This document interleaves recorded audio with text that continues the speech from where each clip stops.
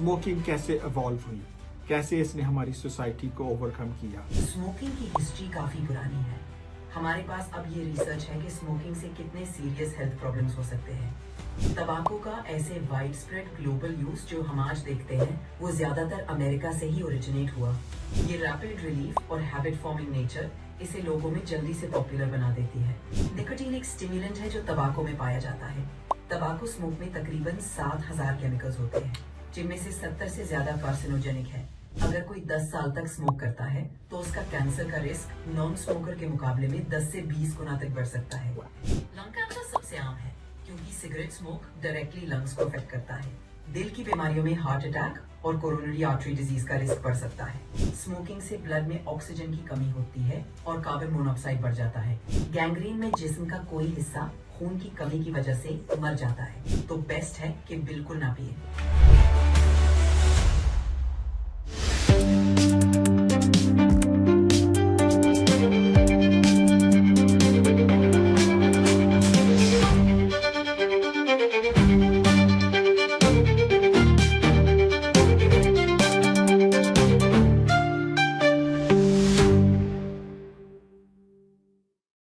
मैं और रानी chat GPT आपकी खिदमत में एक दफा फिर दोबारा हाजिर हैं। इस शो का आगाज हम कर रहे हैं इस चीज से कि आज मैं और रानी आपके साथ स्मोकिंग और वेपिंग के बारे में डिस्कस करेंगे। उसके बाद आपके साथ जो स्मोकिंग के रिलेटेड डिजीजेस हैं उनके बारे में आपसे डिस्कशन करेंगे। सो रानी, आप ये डिस्कशन के लिए तैयार हैं? बिल्कुल तैयार हूँ रानी। ये एक बहुत इम्पोर्टेंट टॉपिक है और मैं कोशिश करूंगी कि हम इसे इंटरेस्टिंग और इंफॉर्मेटिव बनाएं। बिल्कुल शुरू करें? बिल्कुल शुरू करें। रानी, मेरा तारुफ करा दे एक दफा। जरूर रानी, आज हमारे साथ है मिस्टर आमिर, जो एक माहिर डॉक्टर हैं और उनका तजुर्बा आईसीयू, पल्मोनरी और स्लीप मेडिसिन में है। आज के डिस्कशन के लिए वो बिल्कुल तैयार है। ठीक है, तो चले हम शो का शुरू करते हैं। आज का जो शो है वो स्मोकिंग और वेपिंग के बारे में है और हम अपने हाजरीन को ये बताना चाहते हैं कि इसके पस मंजर में स्मोकिंग कैसे इवॉल्व हुई, कैसे इसने हमारी सोसाइटी को ओवरकम किया, इससे क्या प्रॉब्लम्स पैदा हुई और ये क्यों ज़रूरी है कि हम इस नशे से अपने आप को और अपनी बच्चों को, अपनी अदर जनरेशन को महफूज रखें। तो रानी, तैयार हो? बिल्कुल तैयार रानी। रानी, अपना एक दफा जरा तारफ करा दो ऑडियंस को। मेरा नाम रानी चैट जीपीटी है। मैं डॉक्टर खान के साथ आपकी खिदमत में हाजिर हूँ। मैं दुनिया भर की आर्टिफिशियल इंटेलिजेंस रिसर्च करती हूँ और हमेशा आपके लिए बेहतरीन मालूमात लेकर आती हूँ। ठीक है, तो रानी, सबसे पहले हम डिस्कस करते हैं स्मोकिंग के बारे में और कुछ जो है ना उसका आगाज करते हैं कि इसकी हिस्ट्री कैसे हुई, इसने कैसे जन्म लिया, कैसे ये जो स्मोकिंग है वो इंसानों तक पहुंची। तो बताएं हमें रिसर्च करके कि डाटा में क्या मौजूद है इसके बारे में। बिल्कुल, स्मोकिंग की हिस्ट्री काफी पुरानी है। इसे असल में इंडिजिनस लोगों ने शुरू की थी, जहां ये धार्मिक और इलाजी मकसद के लिए इस्तेमाल होती थी। बाद में यूरोप और बाकी दुनिया में ये पॉपुलर हो गई, लेकिन जैसे जैसे लोगों को इसके हेल्थ रिस्क के बारे में मालूमात हुई, लोग इससे दूर रहने लगे।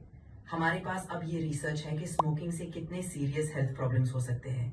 ये भी देखा गया है कि इसकी वजह से कई डिजीजेस बढ़ती हैं। सो ये जरूरी है कि हम इसके रिस्क से आपको आगाह करें। बिल्कुल ठीक है। इसका ओरिजिन कहते हैं कि आज से तकरीबन 5,000 साल पहले अमेरिका में हुआ था। बताएं जरा कि ये कैसे शुरू हुआ और हमारे पास क्या रिपोर्ट्स अवेलेबल हैं इसके बारे में। बिल्कुल, स्मोकिंग का ओरिजिन इंडिजिनस कल्चर्स में होता है। तकरीबन 5,000 साल पहले अमेरिका में ये तंबाकू को रिचुअलिस्टिक और मेडिसिनल पर्पस के लिए इस्तेमाल करते थे। जब यूरोपियन एक्सप्लोरर्स ने ये देखा तो ये यूरोप और बाकी दुनिया में फैल गया। रिपोर्ट्स के मुताबिक शुरू में इसे एक लीजर एक्टिविटी के तौर पे देखा गया, लेकिन जैसे जैसे वक्त गुजरा रिसर्च ने इसके हेल्थ रिस्क को हाईलाइट किया। अब हम आपके और कोई सवाल हैं इस टॉपिक के हवाले से? बिल्कुल है। सो यूरोप में कोलंबस लेके आए, इज दैट करेक्ट? बिल्कुल, कोलंबस जब अमेरिका पहुंचा तो उसने तंबाकू को देखा और वापस यूरोप ले गया। उसके बाद ये यूरोप में काफी पॉपुलर हो गया। और उसके बाद क्या हिस्ट्री से हमें पता चलता है कि कदीम चाइना या कदीम मिस्र में इसके कोई हिस्ट्री वाइज स्मोकिंग इंसानों को अफेक्ट करता था, या और किसी कल्चर में ये प्रोमिनेंट था स्मोकिंग? जी हाँ, तंबाकू का इस्तेमाल सिर्फ अमेरिका तक महदूद नहीं था। कदीम चाइना और मिस्र में भी इसका कुछ हद तक इस्तेमाल होता था, लेकिन ज्यादा तौर पे वो अलग अलग तरह के प्लांट्स और हर्ब्स इस्तेमाल करते थे। तंबाकू का ऐसे वाइड स्प्रेड ग्लोबल यूज जो हम आज देखते हैं, वो ज्यादातर अमेरिका से ही ओरिजिनेट हुआ। सो जो टोबैको है, वो टोबैको में निकोटीन है। आप ये कह रही हैं कि जो फर्स्ट फॉर्म, जो ओरिजिन था, वो रेड इंडियंस से ओरिजिनेट हुआ है और फिर ये पूरी दुनिया में फैला है। Is that correct? जी बिल्कुल। तंबाकू का पहला इस्तेमाल नेटिव अमेरिकन्स यानी रेड इंडियंस ने शुरू किया। उसके बाद ये कोलंबस के जरिए यूरोप पहुंचा और फिर धीरे धीरे पूरी दुनिया में फैल गया। निकोटीन की एडिक्टिव प्रॉपर्टीज की वजह से ये काफी जल्दी मशहूर हो गया। कौन सी एडिक्टिव प्रॉपर्टीज थी जिसने इंसानों पे ये एक sort of leech, it cling on, बड़ी जल्दी इंसानों ने इसको अपनाया और फिर एक एडिक्शन होगी? क्या प्रॉपर्टीज थी इसमें जिसने इसको फैलाया भी और इंसानों ने फिर अपने तौर पे एंजॉय भी किया इसको? निकोटीन की कुछ खास प्रॉपर्टीज हैं जो इसे एडिक्टिव बनाती है। जब लोग उनका ब्रेन डोपामिन रिलीज करता है, जिससे एक टेम्पररी सेंस ऑफ प्लेजर और रिलैक्सेशन मिलता है। ये यूफोरिया लोगों को बार बार इसे इस्तेमाल करने पर मजबूर करता है। ये रैपिड रिलीफ और हैबिट फॉर्मिंग नेचर इसे लोगों में जल्दी से पॉपुलर बना देती है। इसके साथ साथ इसका साइकोलॉजिकल और सोशल एस्पेक्ट भी है जो लोगों को इसे कंटिन्यू करने पर मजबूर करता है। और वो साइकोलॉजिकल और सोशल एस्पेक्ट कौन सा है? साइकोलॉजिकल एस्पेक्ट में लोगों को स्ट्रेस या बोर्डम के वक्त ये रिलीफ देता है। सोशली स्मोकिंग को एक सोशल एक्टिविटी के तौर पे भी देखा जाता है, जहां लोग एक दूसरे के साथ टाइम स्पेंड करते हैं। ये चीजें मिलकर इसे लोगों की लाइफ का हिस्सा बना देती हैं और इस तरह ये एक स्ट्रॉन्ग हैबिट बन जाता है। Got it. Thank you for explaining that. बताएं कि स्पेसिफिकली टोबैको यूज होता है इसमें। इसके अलावा, टोबैको के अलावा भी कोई चीजें स्मोकिंग वगैरह में यूज होती हैं? हाँ, तंबाकू के अलावा कुछ और सब्सटेंसेस भी स्मोकिंग में इस्तेमाल होते हैं। Right. जैसे कि हर्बल सिगरेट्स, जिसमें डिफरेंट हर्ब्स का इस्तेमाल होता है। कुछ लोग कैनबिस या मैरिजुआना को भी स्मोक करते हैं। ये सब सब्सटेंसेस भी अपनी तरह से एडिक्टिव और हार्मफुल होते हैं, इसलिए इनका भी इस्तेमाल हेल्थ के लिए रिस्की हो सकता है। सो स्मोकिंग में हर्बल भी होगी, कैनबिस भी होगी, टोबैको भी हो गया, और वेपिंग ऑब्वियसली थोड़ा सा सिमिलरिश है। उसमें भी आप हर्बल भी यूज कर सकते हैं, कैनबिस एंड टोबैको यूज कर सकते हैं। Is that correct? बिल्कुल। वेपिंग में भी हर्बल एक्सट्रैक्ट्स, कैनबिस और निकोटीन बेस्ड लिक्विड्स इस्तेमाल किए जा सकते हैं। ये तरीके भी अपने अंदर हेल्थ रिस्क रखते हैं। चलें, वेपिंग के बारे में रानी बाद में बात करेंगे। अभी तो इस स्मोकिंग के बारे में ही पहले थोड़ा सा इसको फर्दर एलैबोरेट करते हैं और सबसे पहले छेड़ते हैं निकोटीन को। बताओ जरा हमें निकोटीन के बारे में। निकोटीन एक स्टिमुलेंट है जो तंबाकू में पाया जाता है। ये रैपिडली ब्रेन को अफेक्ट करता है और डोपामिन रिलीज करवाता है, जो टेम्पररी यूफोरिया या प्लेजर का एहसास देता है। ये हैबिट फॉर्मिंग है, इसलिए लोग इसके एडिक्टिव साइकिल में फंस जाते हैं। निकोटीन की वजह से हार्ट रेट और ब्लड प्रेशर भी टेम्पररीली बढ़ सकता है। ये सब्सटेंस लोगों को रिलैक्स और अलर्ट महसूस करवाता है, लेकिन इसका लॉन्ग टर्म इस्तेमाल हेल्थ के लिए काफी नुकसानदेह हो सकता है। ठीक है। सो निकोटीन में कितने केमिकल्स और हैं? कम से कम पहले 10 टाइप्स गिनवा दे कि इसमें कौन से केमिकल्स प्रोमिनेंट है। बिल्कुल। तंबाकू स्मोक में हजारों केमिकल्स होते हैं, जिनमें से कुछ बहुत हार्मफुल हैं, जैसे कि tar, carbon monoxide, formaldehyde, ammonia, hydrogen cyanide, benzene, nitrosamines and polycyclic aromatic hydrocarbons. ये केमिकल्स सांस की बीमारियों, कैंसर और दिल की बीमारियों का रिस्क बढ़ा देते हैं। आपने कहा है कि एक सिगरेट में हजारों, और स्टडीज भी ये शो करती हैं कि कुछ लगभग कई कितने 1800 से 2000 केमिकल्स इसमें हैं। Is that correct? हाँ, बिल्कुल सही। तंबाकू स्मोक में तकरीबन 7000 केमिकल्स होते हैं, जिनमें से 70 से ज्यादा कार्सिनोजेनिक हैं, यानी कैंसर पैदा करने वाले। ये केमिकल्स हेल्थ के लिए बहुत नुकसानदेह होते हैं। जो कैंसर पैदा करने वाले केमिकल्स हैं, आपने बताया 7000 है, 7000 में से 70। उनके बारे में कुछ नाम बताओ, कौन से वाले कार्सिनोजेन यानी कैंसर पैदा कर सकते हैं? कुछ कार्सिनोजेनिक केमिकल्स तंबाकू स्मोक में है, जैसे benzene, formaldehyde, nitrosamines, polycyclic aromatic hydrocarbons, arsenic, cadmium और वाइनल क्लोराइड। ये केमिकल्स कैंसर पैदा करने में मददगार होते हैं। ठीक। और इसके अलावा कौन कौन से केमिकल्स हैं जो कि स्पेसिफिकली कैंसर पैदा कर सकते हैं? इसके अलावा एक्रोलीन, क्रोमियम, निकल और बेरिलियम जैसे केमिकल्स भी हैं, जो कैंसर पैदा करने में मददगार होते हैं। ये सब केमिकल्स मिलाकर स्मोकिंग को बहुत ज्यादा डेंजरस बना देते हैं। लगभग कितनी देर स्मोक किया जाए तो आपका रिस्क कैंसर से रिलेट हो सकता है? स्मोकिंग का रिस्क इंडिविजुअल होता है, लेकिन स्टडीज के मुताबिक अगर आप रोजाना स्मोक करें तो सिर्फ कुछ सालों में ही आपका कैंसर का रिस्क बढ़ने लगता है। यानी जितनी लंबी ड्यूरेशन और जितना ज्यादा स्मोक करते हैं उतना ज्यादा रिस्क होता है। खासकर 10 से 15 साल तक लगातार स्मोकिंग से रिस्क बहुत ज्यादा हो जाता है। आपने फिगर बताई है कि अगर कोई 10 ईयर स्मोकिंग कर रहा है तो कैंसर के रिस्क अप्रोक्सीमेटली नॉर्मल आदमी से कितने ज्यादा गुना चांसेस बढ़ जाते हैं? स्टडीज के मुताबिक अगर कोई 10 साल तक स्मोक करता है तो उसका कैंसर का रिस्क नॉन स्मोकर के मुकाबले में 10 से 20 गुना तक बढ़ सकता है। ये डिपेंड करता है कि वो कितना और किस तरह से स्मोक करता है। 10 से 20 गुना तो काफी ज्यादा परसेंटेज है रानी। ये तो खतरे की घंटी वाली स्टेज नहीं है? बिल्कुल, ये बहुत अलार्मिंग है। इसीलिए स्मोकिंग को एक सीरियस हेल्थ कंसर्न समझा जाता है और लोगों को इससे बचने की हिदायत दी जाती है। माशरे में तो ये कभी मेंशन नहीं किया जाता कि यार अगर तुम स्मोक कर रहे हो वर्सेस जो नहीं स्मोक कर रहा, आपके रिस्क 10 गुना ज्यादा बढ़ गए जस्ट 10 साल स्मोकिंग करने से, और जो ज्यादा कर रहे हैं उनका रिस्क और ज्यादा मल्टीप्लाई कर जाता है। बिल्कुल, ये अवेयरनेस और एजुकेशन की कमी है। लोगों को ये मालूमात देना बहुत जरूरी है ताकि वो इसके रिस्क को समझ सके और अपनी सेहत के लिए बेहतर फैसले ले सके। रानी नहीं डरते लोग, फिर भी स्मोकिंग करते जाते हैं। एडिक्शन बहुत स्ट्रांग होता है, इसीलिए उन्हें समझने और सपोर्ट करने की जरूरत होती है ताकि वो इससे छुटकारा पा सके। अच्छा चले, एडिक्शन के बारे में तो फिर दोबारा बात करेंगे थोड़ी सी कि कैसे छुटकारा पाएं। सबसे पहले स्मोकिंग के बारे में थोड़ा सा और बताओ, कौन कौन से कैंसर हो सकते हैं? स्मोकिंग से सबसे ज्यादा लंग कैंसर होता है। इसके अलावा mouth, throat, oesophagus, pancreas, bladder, kidney और स्टमक कैंसर का भी रिस्क बढ़ जाता है। ल्यूकीमिया का भी चांस होता है। थोड़ा सा एक एक कॉमन वाले लंग जो कैंसर्स हैं उनके साथ बारे में हमें बताओ। लंग कैंसर के बारे में, थ्रोट, माउथ कैंसर आपने बताया, स्टमक, पैंक्रियास, एक एक करके थोड़ा सा हमारी ऑडियंस को एक्सप्लेन करो कि ये क्या कैंसर है, क्यों रिस्क पड़ते हैं और क्या करना चाहिए फिर इनकी ट्रीटमेंट के लिए। क्योंकि कैंसर हो जाए लंग का तो बड़ा अलार्मिंग है। थोड़ा सा हमें बताओ इनके कैंसर्स की टाइप्स के बारे में भी। लंग कैंसर सबसे आम है क्योंकि सिगरेट स्मोक डायरेक्टली लंग्स को अफेक्ट करता है। ये सेल्स को डैमेज करता है और उनमें कैंसरस चेंजेस लाता है। थ्रोट और माउथ कैंसर भी होता है क्योंकि स्मोक इन एरिया से गुजरता है। स्टमक और पैंक्रियास कैंसर का रिस्क भी बढ़ता है क्योंकि हार्मफुल केमिकल्स ब्लड स्ट्रीम में जाते हैं। ट्रीटमेंट के लिए डायग्नोसिस जरूरी है और फिर सर्जरी, कीमोथेरेपी, रेडिएशन थेरेपी जैसे ऑप्शंस यूज होते हैं। प्रिवेंशन बेस्ट है, यानी स्मोकिंग से दूर रहना। रानी, एक क्वेश्चन बड़ा आम आता है, प्रिवेंशन आपने नाम दिया, सेकंड हैंड स्मोकिंग से क्या असर होते हैं? इसके बारे में जरा बताओ कि मैं स्मोकिंग कर रहा हूं कमरे में और मेरे गिर्द साथ 3-4 बंदे और बैठे हैं, कितना परसेंटेज रिस्क उनको जा रहा है? सेकंड हैंड स्मोक भी बहुत डेंजरस है। इससे जो लोग पास में बैठे होते हैं उनका कैंसर और हार्ट डिजीज का रिस्क भी सिग्निफिकेंटली बढ़ जाता है। बच्चों में एस्मा और रेस्पिरेटरी इन्फेक्शंस का रिस्क भी बढ़ता है।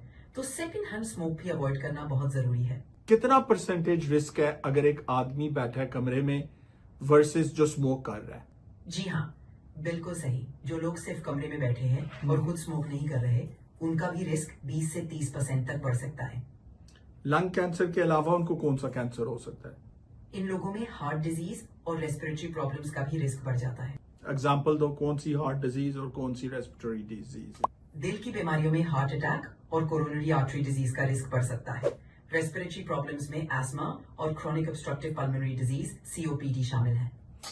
चलें अभी बात करते हैं हार्ट डिजीज के बारे में। थोड़ा सा एक्सप्लेन करो, अगर मैं स्मोकिंग कर रहा हूं तो हार्ट को क्यों इफेक्ट होना शुरू हो जाता है? एक तो ब्लड प्रेशर ऊपर हो गया, आपने बताया कि निकोटीन जाता है तो ब्लड प्रेशर हो जाता है उसकी वजह से। बाकी क्या इफेक्ट्स हैं हार्ट पे इसके? निकोटीन ब्लड वेसल्स को नैरो करता है जिससे ब्लड प्रेशर बढ़ता है। स्मोकिंग से ब्लड में ऑक्सीजन की कमी होती है और कार्बन मोनोऑक्साइड बढ़ जाता है जिससे दिल को ज्यादा काम करना पड़ता है। ये सब मिलकर आर्टरीज को डैमेज करते हैं जिससे एथेरोस्क्लेरोसिस यानी प्लैक बिल्डअप होता है जो हार्ट अटैक्स और स्ट्रोक्स का रिस्क बढ़ा देता है। सो निकोटीन एथेरोस्क्लेरोसिस को बिल्डअप करता है। थोड़ा सा बताओ हमारे नाजरीन को कि ये कैसे कोरिलेशन है, एथेरोस्क्लेरोसिस क्या है?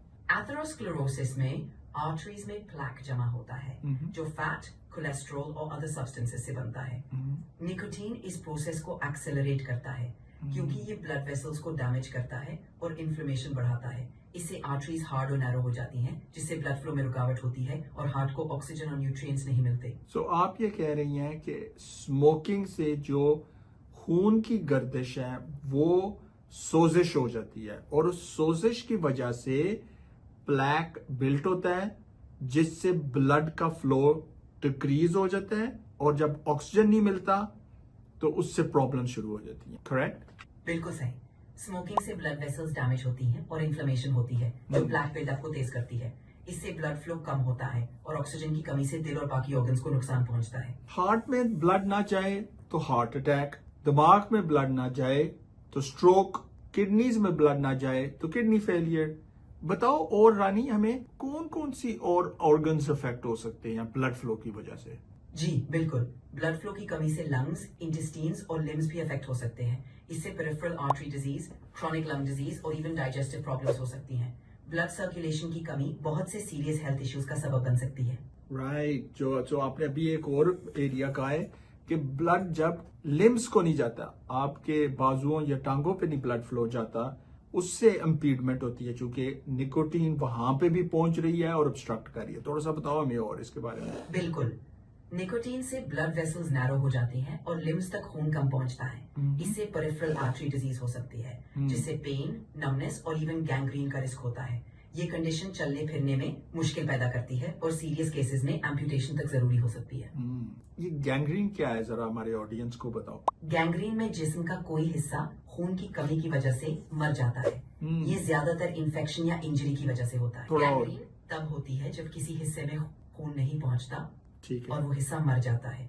ये अक्सर इन्फेक्शन या इंजरी की वजह से होता है। और जब वो हिस्सा मर जाए फिर क्या उसका इलाज है? गैंग्रीन में जिस्म का वो हिस्सा ब्लैक या ग्रीनिश हो जाता है और दर्द होता है। जब गैंग्रीन हो जाए तो कुछ केसेस में इन्फेक्टेड टिश्यू को रिमूव करना पड़ता है। कभी कभी एम्पुटेशन तक जरूरी हो सकती है। एम्पुटेशन यानी काट देना उस लिम्ब को, क्योंकि ब्लड सप्लाई नहीं जा रही। बिल्कुल, अगर ब्लड सप्लाई बिल्कुल बंद हो जाए और टिश्यू मर जाए तो कभी कभी उस लिम्ब को काटना पड़ता है। ये तो उन्होंने अच्छी तरह से हमें डरा दिया कि ब्लड फ्लो भी नहीं जा रहा, हार्ट पे भी, दिमाग पे, गैंग्रीन भी परले से हो गया। अगर आप एक सिगरेट पीते हैं और वो ब्लड में चले जाता है तो उसका असर कितनी देर रहता है? निकोटीन का असर ब्लड में कुछ मिनटों में ही शुरू हो जाता है। ये हार्ट रेट और ब्लड प्रेशर को तुरंत बढ़ा देता है। इसका असर कुछ घंटों तक रहता है, लेकिन रेगुलर स्मोकिंग से ये इफेक्ट लंबा हो जाता है। रानी, हमें बताओ कि अगर स्मोकिंग की है और वो blood cells, red blood cells में चले गया स्मोक, तो कितनी देर तक उसका असर बॉडी में रहता है? क्योंकि एक रेड ब्लड सेल्स तो तकरीबन 3 महीने के लिए रहता है। तो क्या स्मोकिंग का कोई असर कम या ज्यादा इस ड्यूरेशन में रहेगा? जी, स्मोकिंग का कुछ असर लंबे वक्त तक रहता है। रेड ब्लड सेल्स में कार्बन मोनोऑक्साइड भी रहता है, जो उनकी ऑक्सीजन कैरी करने की एबिलिटी को कम करता है। ये असर कुछ घंटों से लेकर कुछ दिनों तक रहता है, लेकिन रेड ब्लड सेल्स हर 3 महीने में रिप्लेस भी हो जाती है, तो धीरे धीरे असर कम हो सकता है। सो 3 महीने तक प्लस माइनस असर रह सकता है? जी, कुछ असर रह सकता है, लेकिन ओवरऑल हेल्थ जल्दी इंप्रूव हो सकती है अगर स्मोकिंग छोड़ दी जाए। अगर मैं स्मोकिंग छोड़ दूं और या कोई बंदा छोड़ दे, तो उसके कंप्लीट इफेक्ट्स कितनी देर में नलिफाई हो जाते हैं, इंक्लूडिंग कैंसर? अगर स्मोकिंग छोड़ दी जाए तो कुछ असर तुरंत कम हो जाते हैं, जैसे ब्लड प्रेशर नॉर्मल हो जाता है, लेकिन कैंसर और हार्ट डिजीज का रिस्क धीरे धीरे कम होता है। पूरी तरह से रिस्क नलिफाई होने में कुछ सालों तक लग सकते हैं। कितने साल? पूरा असर यूजुअली 10 सालों में काफी कम हो जाता है, लेकिन कभी कभी 15 साल तक भी लग सकते हैं। वाह। सो अगर मैं सिगरेट छोड़ूं, कंप्लीट नलिफाई तकरीबन 10-15 साल लग सकते हैं। और कैंसर का रिस्क? जी, कैंसर का रिस्क धीरे धीरे कम हो जाता है। 10-15 साल में वो नॉन स्मोकर के बराबर हो सकता है। कौन सा कैंसर का रिस्क फिर भी रह सकता है? हाँ, कुछ कैंसर का रिस्क हमेशा रह सकता है, लेकिन बहुत कम हो जाता है। इसलिए स्मोकिंग छोड़ना हर हाल में फायदेमंद है। अगर एक बंदा कहे कि मैं सिर्फ एक सिगरेट पीता हूँ, रानी, मैं खाने के बाद जो है ना रिलैक्स होने के लिए जाता हूँ, उससे एक सिगरेट पीता हूँ, उसके भी कोई नुकसान आता है? जी, एक सिगरेट भी नुकसानदेह हो सकता है। हर सिगरेट में हार्मफुल केमिकल्स होते हैं जो हेल्थ को अफेक्ट करते हैं, तो बेस्ट है कि बिल्कुल ना पिए। तो नाजरीन, अभी आपने रानी चैट जीपीटी की बातें सुनी, काफी ज्यादा इंफॉर्मेशन आज उसने हमें दी है। अभी हम आगे जो है ना आपके सवालों के जवाब भी लेंगे, कुछ कॉमन सवाल को जवाब भी देंगे, स्मोकिंग के बारे में भी डिस्कस करेंगे, लेकिन मोर इम्पोर्टेंट आपको वेपिंग के बारे में भी आगाह करेंगे कि इसके क्या कोई मुज़र असरात हैं या नहीं है, क्या ये ओके है कि हम नॉर्मल है कि हम वेपिंग कर सकें। तो इंशाल्लाह आपकी खिदमत में अगले हफ्ते फिर हाजिर होंगे। अभी मेरी तरफ से और रानी चैट GPT की तरफ से अल्लाह हाफिज।